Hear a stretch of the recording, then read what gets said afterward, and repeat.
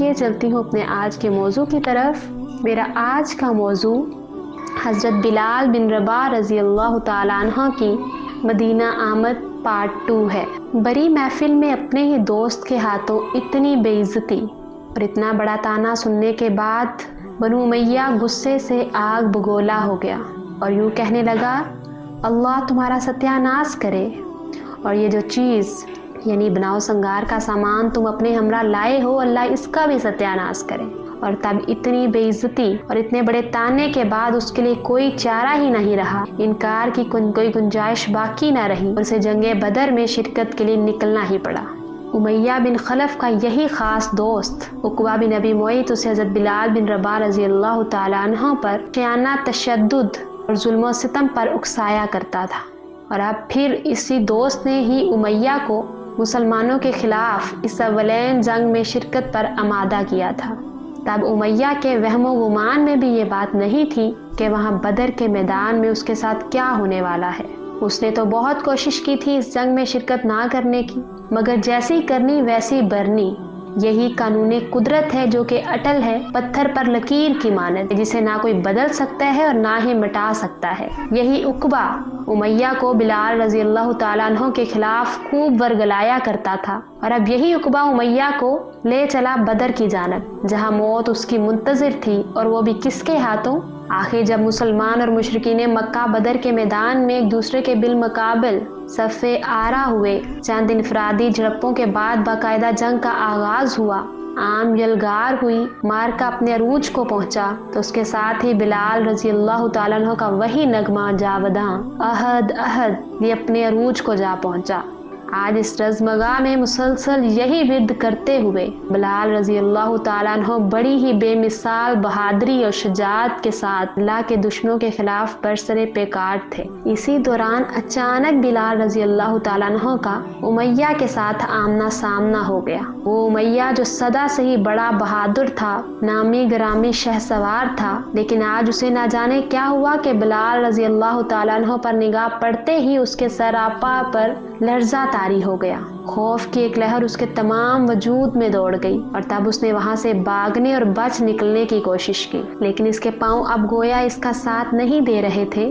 اور تب بلال رضی اللہ تعالیٰ عنہ کے وہی ہاتھ جن میں ایک زمانے تک امیہ نے ہتھکڑیاں ڈال رکھی تھی، ہتھکڑیوں اور زنجیروں میں مقید اپنے اس کمزور و بے بس اور لاچار غلام کو وہ بدترین تشدد اور ظلم و ستم کا نشانہ بنایا کرتا تھا۔ آج بدر کے میدان میں بلال رضی اللہ تعالیٰ عنہ کے انہی ہاتھوں سے ایک ہی وار میں فخر و غرور اور رعونت و تکبر سے اکڑا ہوا امیہ کا سر زمین پر آ رہا۔ یہ ہے قانون قدرت جو خود اپنی راہ بناتا ہے۔ حضرت بلال رضی اللہ تعالیٰ عنہ کچھ دیر اسی جگہ خاک و خون میں لت پت تکبر کے اس مجسمے کی جانب دیکھتے رہے، اور پھر دیوانہ وار وہی احد احد کی صدا بلند کرتے ہوئے وہاں سے آگے بڑھ گئے۔ وقت کا سفر جاری رہا، یہاں تک کہ سن 8 ہجری میں فتح مکہ کا یادگار واقعہ پیش آیا۔ رسول اللہ صلی اللہ علیہ وآلہ وسلم اپنے 10,000 جانثاروں کے ہمراہ مکہ میں داخل ہوئے۔ اس موقع پر کوئی فاتحانہ شان و شوکت نہیں تھی، کوئی غرور نہیں تھا،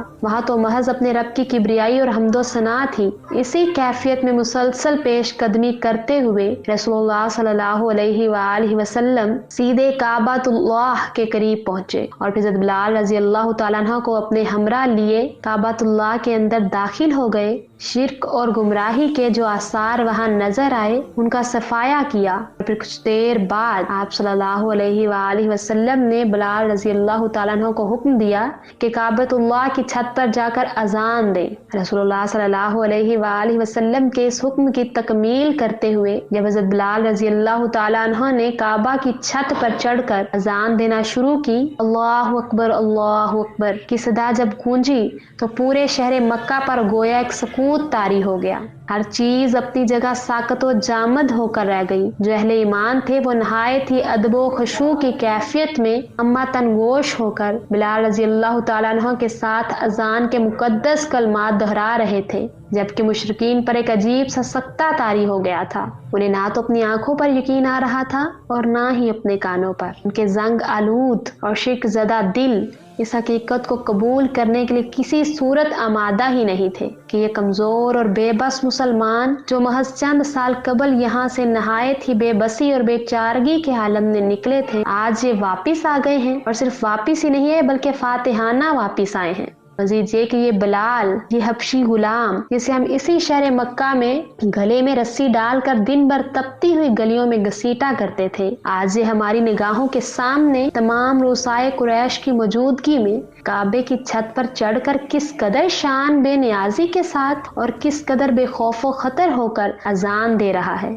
और अल्लाह की वहदनियत का ऐलान कर रहा है। और फिर इसी मौका पर जब कुछ देर बाद रसूलुल्लाह सल्लल्लाहु अलैहि वसल्लम इन मुशरिकीन मक्का की तरफ मुतवज्जो हुए, इधर उधर नगाह दौड़ाई, अब क्या मंजर नजर आया। हर तरफ वही पुराने चेहरे, बड़े बड़े मुजरम, खूनी और कातिल, वही पुराने दुश्मन आज बेबस शर्मिंदा सर झुकाए हुए और निगाहें नीची किए हुए नजर आए। ये वही लोग थे जो आप सल्लल्लाहु अलैहि वसल्लम के खून के प्यासे थे, जानी दुश्मन थे, जिन्होंने मक्का में आप सल्लल्लाहु अलैहि वसल्लम के कत्ल की साजिश की। आप सल्लल्लाहु अलैहि वसल्लम के साथियों के साथ हर किस्म का जुल्म रवा रखा, हर किस्म की बदसलूकी के लिए उन्हें तख्ता मश्क बनाए रखा।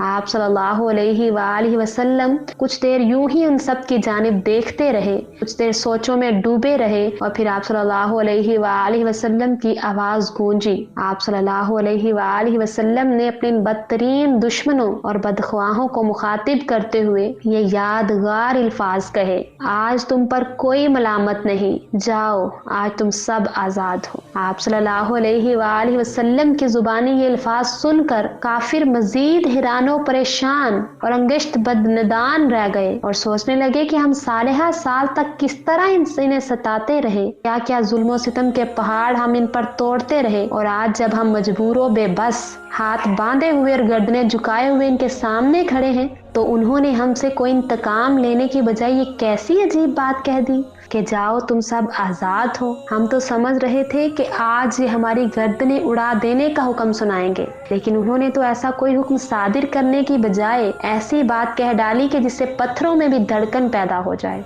और फिर फतह मक्का, गज़वा हुनैन, नीज़ गज़वा ताइफ के बाद रसूलुल्लाह सल्लल्लाहु अलैहि वसल्लम की मक्का से मदीना की जानिब वापसी हुई, तब आप सल्लल्लाहु अलैहि वसल्लम के हमरा हज़रत बिलाल रज़ी अल्लाह तआला अन्हु भी वापस आए।